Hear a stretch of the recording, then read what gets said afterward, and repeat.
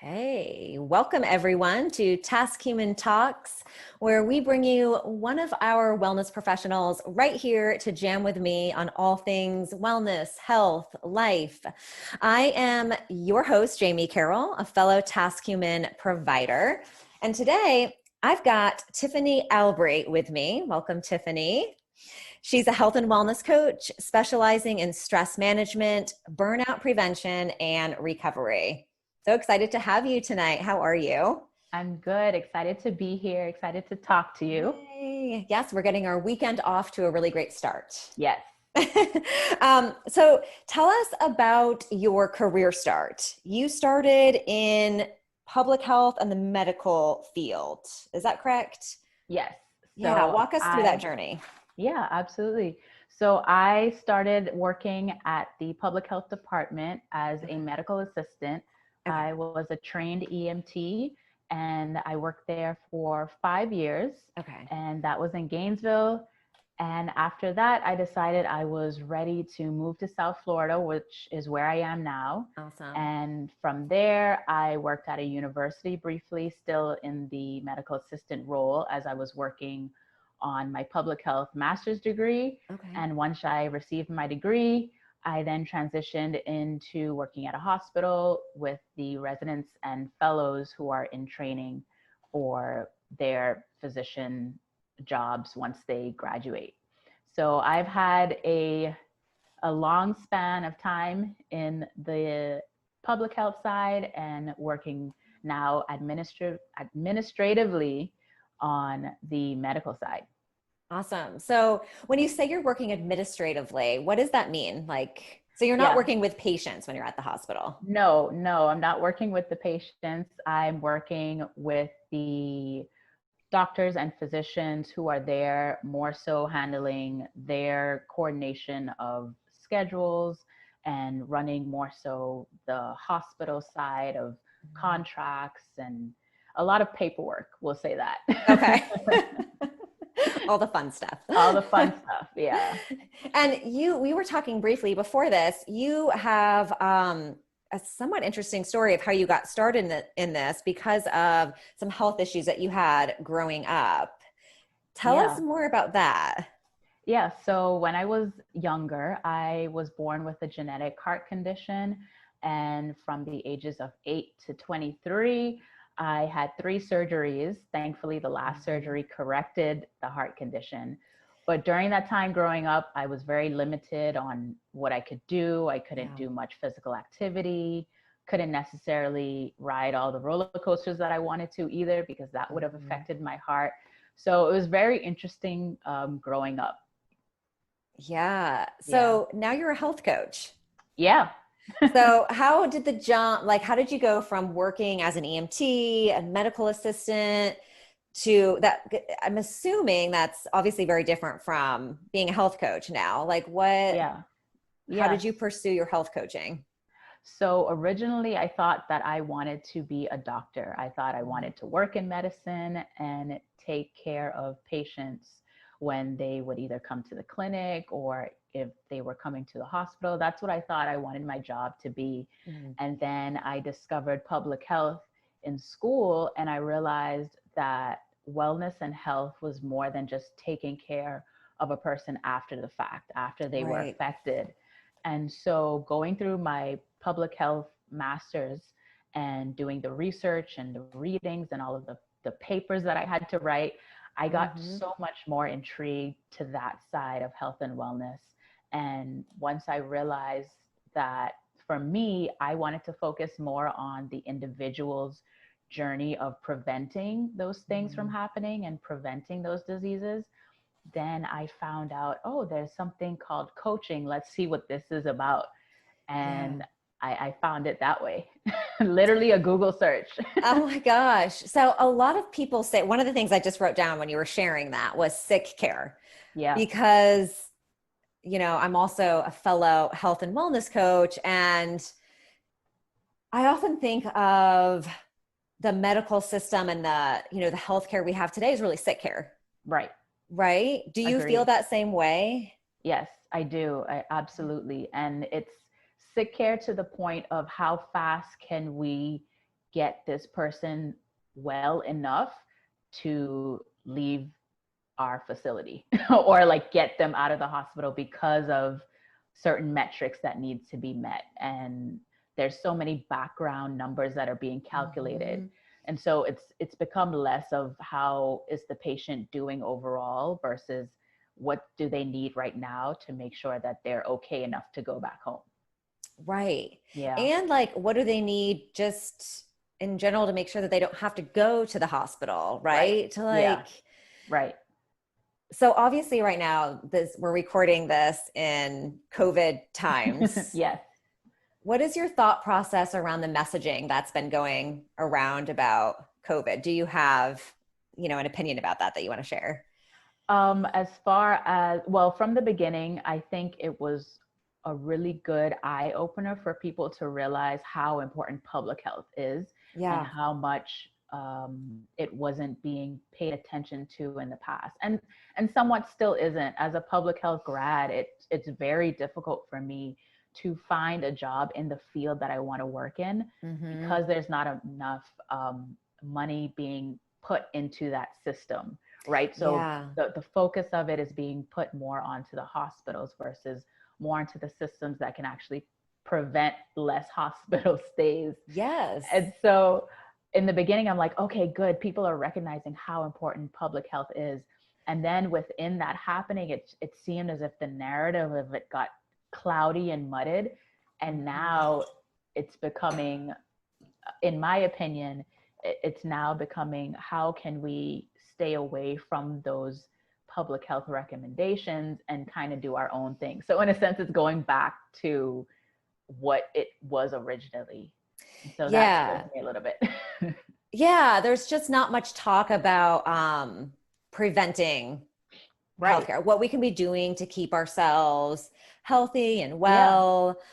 Just off the top of your head, if someone is listening to this and they're afraid of getting sick, what is something that you would say as a health coach that they could pay attention to right now to, even if they did get sick, that it wouldn't maybe be as bad as they think it's going to be, or you know what I mean? That they're going to be able to take care of themselves. Yeah, absolutely. So the best thing to do is make sure that you are moving your body in some, I think movement is so important because it means that your body is waking up to it being alive and actually being functioning. So when you sit in the house or when you're sitting at your desk or at work and you're trying to figure out, well, how can I prevent this? I think moving your body is the best choice because your organs are moving, your blood is flowing. Not only does it help your mental state, but it gets you up and going. And if you can, even when you're sick, usually for me, if I'm sick, with a cold or a flu even, I'll take that one day to feel icky because it's just the first day and it's really hard. But at least within the next 2 or 3 days, I'm getting up and I'm doing some type of walking or even just stretching my body, just so in my mind, I'm thinking that I'm actually helping this, process. Yeah, I actually love that. Set up, and I want to get back to feeling better, even if I'm feeling icky. Yes, I love that. Get moving. Yes. Yeah. Move around, even if you're not, let yourself rest, but then get up and move, and then let yourself rest, and then just do some sort of light movement. Yeah. Right. Yeah. Awesome. So you had mentioned one of your goals is to improve health education standards. What do you mean by that? Yeah. So I want to improve how people are actually being taught about health and wellness, and not necessarily just focusing on one aspect. So for me, when I was learning about health and what it meant to be healthy, there was always just one train of focus in a sense. So this was prior to me even knowing about public health and what that meant. So I always thought, well, I just need to exercise more. I need to exercise more because that's going to make me healthy, but not focusing on my nutrition. And then it's, well, you need to eat better. Well, I just need to eat better. And then that's fine. And not focusing on the movement. Yeah. And the biggest piece for it for me was, well, what about your mental and emotional health? What about your relationships? Are those healthy? What about the environment that you're around? Is it a healthy environment that you're in? And so when I started learning about all these pieces, it was almost as if, wow, there's so many areas that are missed and not being touched upon when it comes to teaching people about their health. Yeah. Do you think that, because when you said health education standards, I guess I could be like, okay, so, like us teaching Yeah. your typical person, right, off the street, Right. or it could even be, like, are you talking about medical doctors, Oh, trained yeah. professionals? Where does it need to start?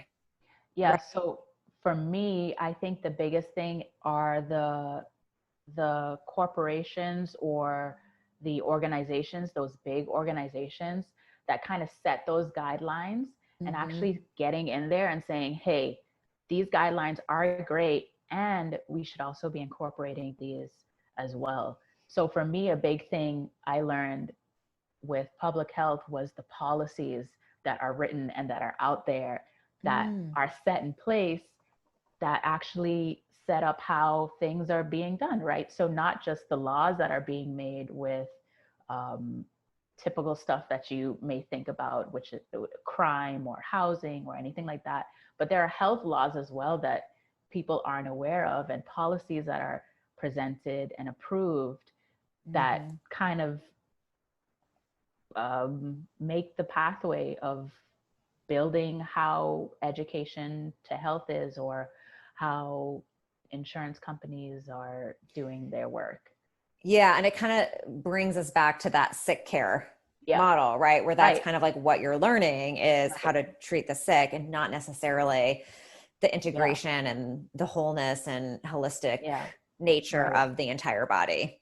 Yeah. Yeah. Um, Rebuilding healthy communities. Yeah. How have you done this, or are you doing this, or do you plan to do it? Well, when I lived in Gainesville, I was a part of, I'm an Alpha Kappa Alpha Sorority Incorporated. Okay. So I was the health chairman for the chapter there for a Mm. few years. And we would host community events like breast cancer luncheons to educate Mm. women on that. We would also participate in the Relay for Life with the Cancer Society as well. So I did that in Gainesville. And the reason I Okay. moved to South Florida was because I wanted to continue that here because it was so needed.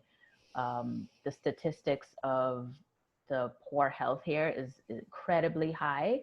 And Mhm. so I wanted to really get into those public health departments here and say, what can we do, or what do you have that can be improved on to rebuild this community to be healthier? And how can we get people excited about that? And so that's something that you're doing Yes. there. Yeah. Awesome. So tell us about like something an event you've had, or have you had any yet? Well, I haven't had any yet Okay. outside of what I've done with my public health training. I Okay. did get a chance to work with a company that I can't remember at the moment, but I worked on a project that they wanted to create for children, which was Build a Bike Project, which Okay. took them through the process of building their own bikes, which I love encouraged it. physical activity. Yeah. And at the end of it, they got to keep the bike that they built, and they got a helmet to go along with it. And with that, not only promoting physical activity, but promoting also safe environments for the children to ride their bikes. Because if Mm. you don't have a sidewalk to ride your bike on, then what's the point of having a bike, right? Right. Yeah. So it was Yeah. just all interconnected. That was a lot of fun. And I moved to South Florida about 5 years ago now. It's Okay. 2020. Yeah, about 5 years ago. And it's been a transition. I didn't know if I was going to stay here, but now that I know I'm going to stay here, Yeah. I'm going to continue to do that work, hopefully. That's great. Yeah. Um, what I saw something about an award that you achieved back in 2014. So this is where you were living Oh, before. yes. Um, a Florida Achievement Award, Yeah. the Florida Commission on of course, now I can't read my own handwriting. Status of Status of women. women. Yeah. Yes. Yeah. Okay. Tell me about that award. Yeah, so that award is actually, you apply for the award and they have different levels. So I was in the under 25 Mm-hmm. category, and then they have an over 25. And you apply for the award, and then you also have to get nominated and endorsed by someone else. And it's really based on what have you done in the community while you were there, showing your volunteerism, showing you giving back. And that award, I was so surprised when I got it. It was so exciting though. That's And awesome. I was able to meet so many amazing women from all areas in Florida at the time. So it was really great. I love that you are all about community, building healthy communities, Yeah. healthcare, prevention care over sick care. Yeah. So we've got those two components seem like a really big part of your life. How are you bringing that to your coaching now as a health coach? Yeah. So for me, I have started this year actually. I did a few speaking events to smaller groups. And so I am always someone that wants to get out there and speak to people directly and Awesome. teach them the different areas of health and wellness. And so for me, another big thing is I love volunteering. Mm-hmm. And that's something that I wanted to start this year. And again, COVID happened, but I'm still looking forward to that because Yeah. volunteering is such a big part of me giving back, and at the same time being able to coach people in the process, even if it's just for 5 minutes, you know? Yeah. When you're Yeah. giving these talks, Yeah. what are you So, coaching on? Is there anything well, specific that you love? yeah, one of the biggest things is stress management and Mm, self-care. So those are my big two in the beginning of January. You know, we start off with these goals and we're ready to go. yeah. And, by mid February or March, they're all out the window. Yeah. So I spoke on stress management, and then February was all about self-love, self-care, and what that means. I love it. Why do you Yeah. think that people's goals are out the window? What are I we doing wrong? I think honestly, people set themselves up with such huge goals. What Hmm. you know, when you're not coming from being used to doing that, because I do think people can set really big goals and feel very motivated by that. However, if it's something where you're just getting started and you're setting a huge goal for yourself, you're going to feel intimidated that you haven't hit it by month 2 because it's not Right. moving as fast as you want it to. So start small, set small goals. Start small, start as minimal and as reasonable as possible for you. I think that is so important. And that's something I had to learn also. Yeah. And I was just Yeah. going to ask you, how are you, how do you take care of yourself? What does your self-care routine look like?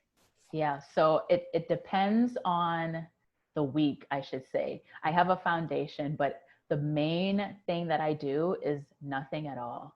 So I will Mm, I give myself at least a 24-hour time frame to not do a thing. And I can say that I'm fortunate right now that I don't have children, I don't have a spouse. So I yeah. have that space to do it, and I absolutely take it. I will get home and I will say, I'm going to take a shower, and then I'm not going to do anything. And it feels great, you So when know? you say do nothing, are you not even like watching television or reading a book, or are you doing those things, but Oh, no? No. sometimes I won't. Sometimes I will literally Yeah. just get in my bed and I may turn on some music just to help me relax. But to Hmm. really kind of brain dump and like get everything out of my head from that Yeah. previous week or previous project I was working on. So I'll do that, and then in addition to it, I have the other things like I'll exercise, and I enjoy like a mindful shower. That's something Mm. that I really really like to do, A and mindful shower. Let's yeah, talk about that for a second yes, before you move on. no, no, no, it's great. No, I'm I like love, planning out my night now. I'm like, yeah. okay, mindful shower. I'm going to do nothing. Yes. I love talking to people about this. So a mindful shower Mhm. is you are in the shower and you're physically not only just cleansing yourself, but you're also imagining just washing away your stress, your worries. You're kind of like if you have like a really nice body wash that you use or body Yes. scrub, you're intaking the scent of that. And so I see myself visually washing away all of the stress of the week or anything that I was frustrated about.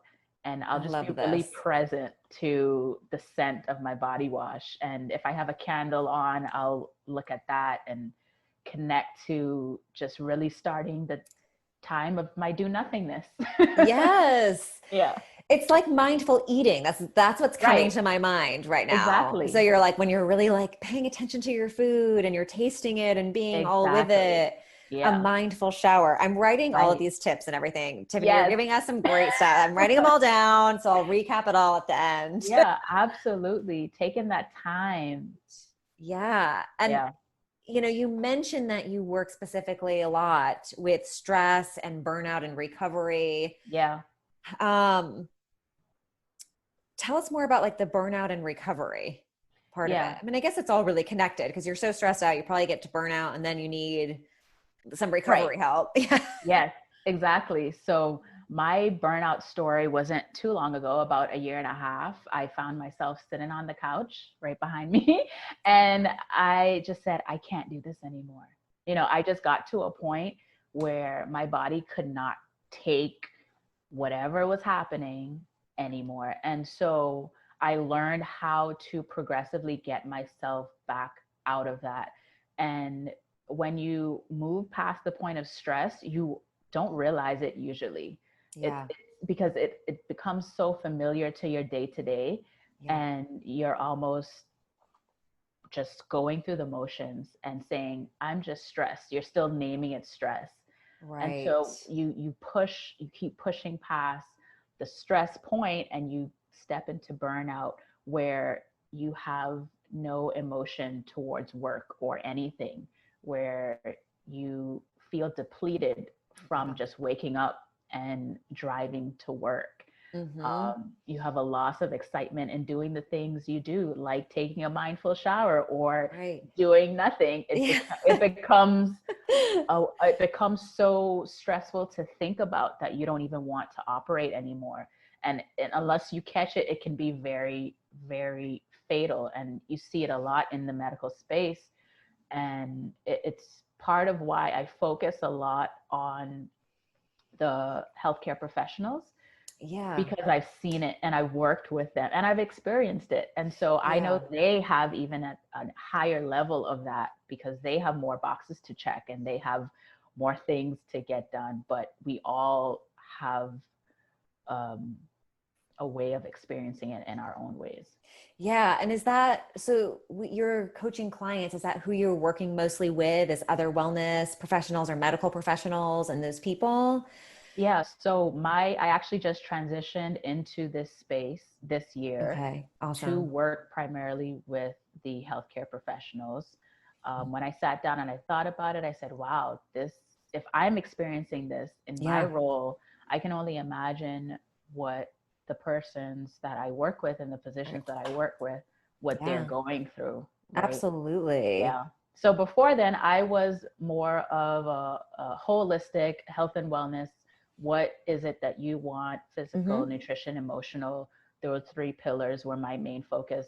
And I worked with clients in that in the past.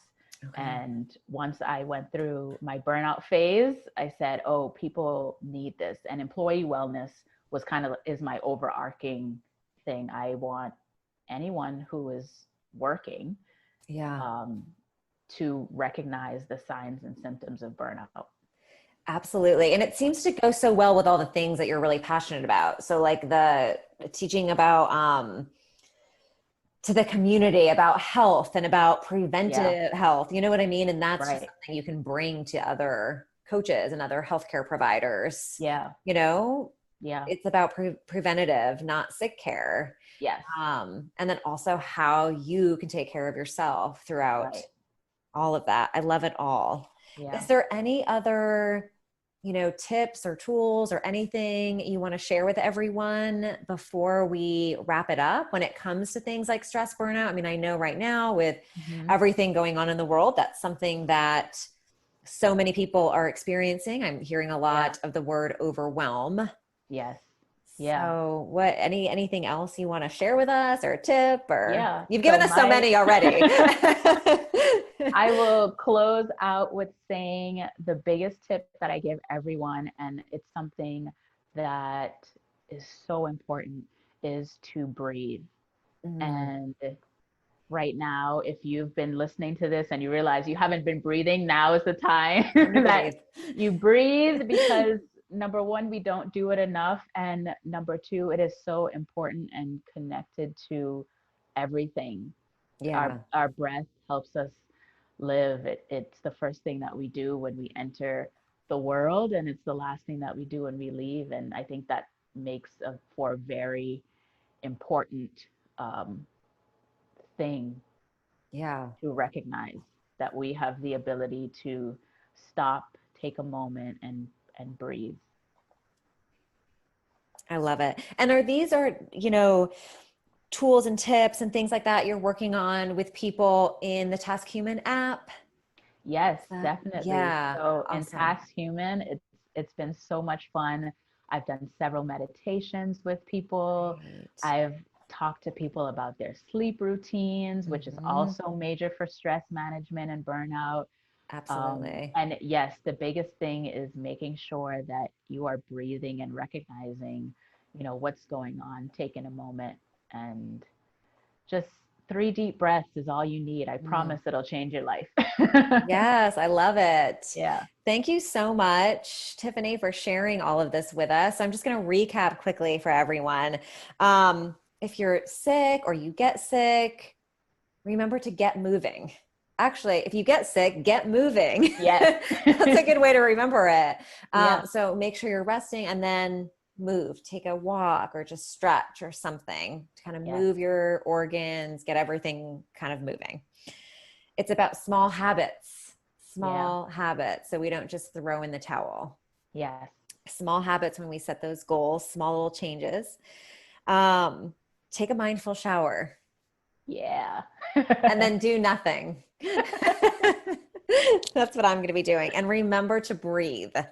Remember to breathe. I love it. All of it. Thank Yeah. you so much. And if you guys are out there and you're wanting some meditations, you need help with your sleep, you need help with breathing, stress, burnout, recovery from life, make sure you reach out to Tiffany on the TaskHuman app. So she's great, as you guys can tell, and she'd be happy to help you out. Thank you so much, Jamie. Yes, thank you. It was so lovely chatting with you. And to all you guys, I'll see you next time. All right. Bye, Tiffany. Bye.